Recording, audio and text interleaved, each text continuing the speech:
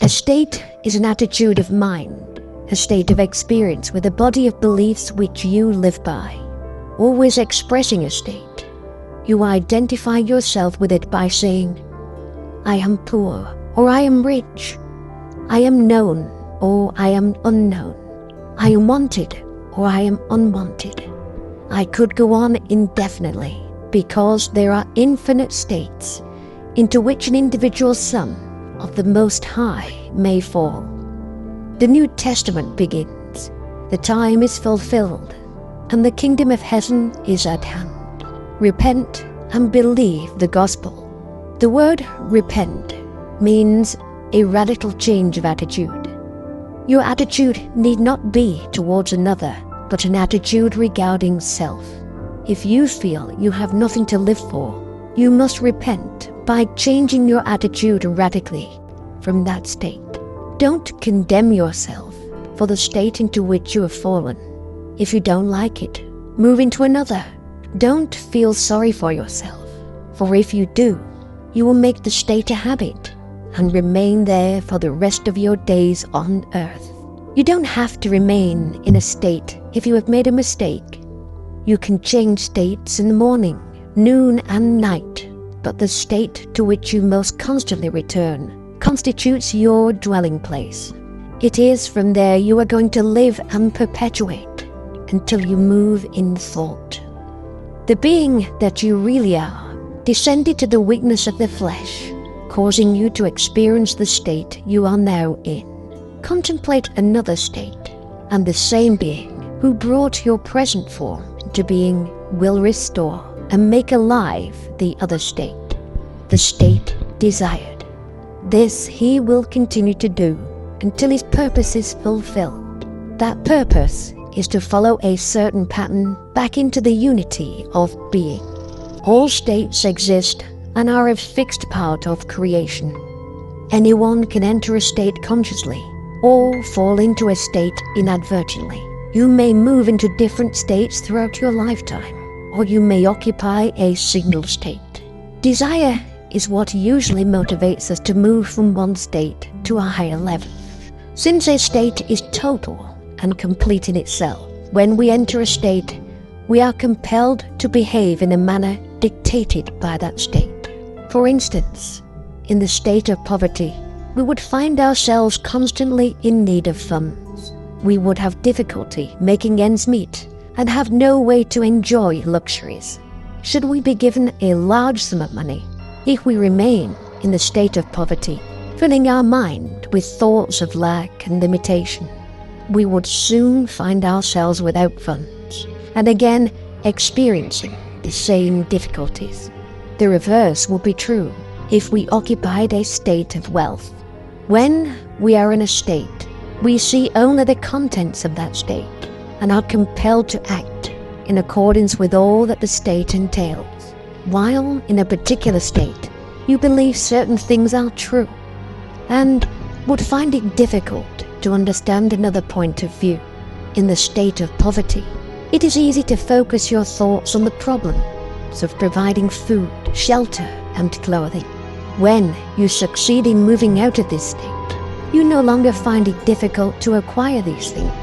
Most people attribute this change of fortune to a change in circumstances. However, unless you have moved from the state of poverty, no change in circumstance would be permanent. Rather, moving out of one state and into another in your imagination automatically creates a change in your outer world.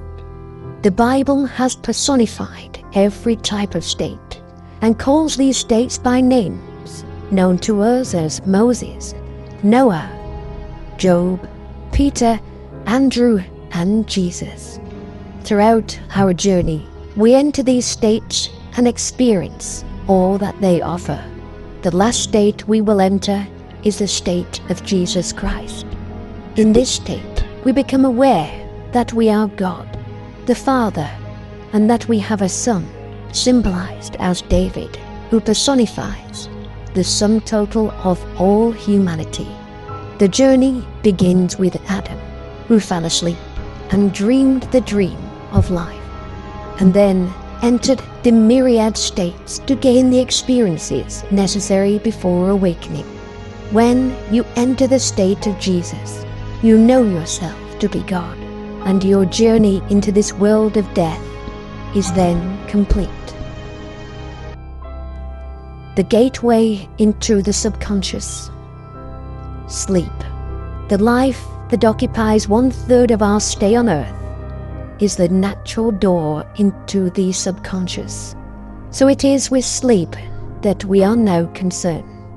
The conscious 2/3 of our life on earth is measured by the degree of attention we give sleep, our understanding of and delight in what sleep has to bestow will cause us, night after night, to set out for it as though we were keeping an appointment with a lover.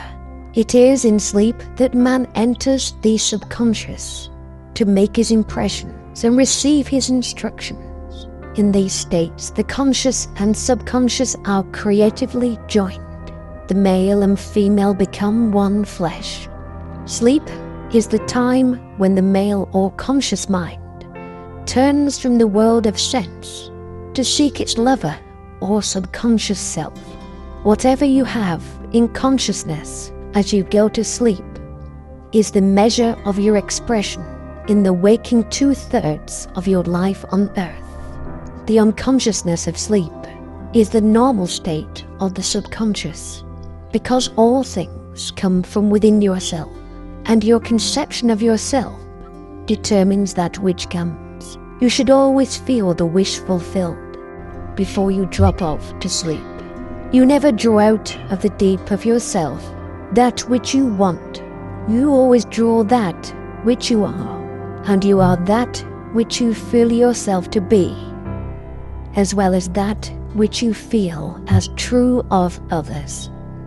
To be realized, then, the wish must be resolved into the feeling of being, or having, or witnessing the state sought. This is accomplished by assuming the feeling of the wish fulfilled, the feeling which comes in response to the question, how would I feel were my wish realized? Is the feeling which should monopolize and immobilize your attention as you relax into sleep. You must be in the consciousness of being, or having that which you want to be, or to have before you drop off to sleep. Once asleep, man has no freedom of choice.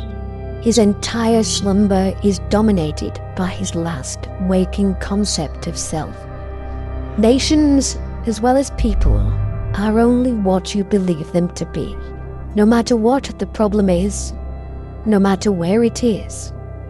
No matter whom it concerns, you have no one to change but yourself, and you have neither opponent nor helper in bringing about the change within yourself.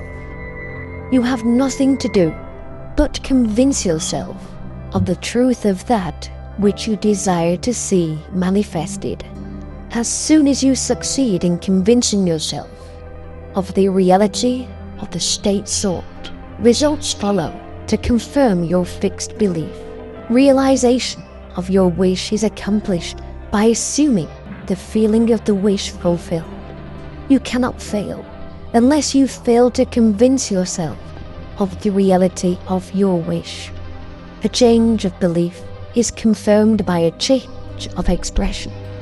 By feeling your wish fulfilled and quietly relaxing into sleep, you cast yourself in a star role to be played on earth tomorrow, and while asleep, you are rehearsed and instructed in your part.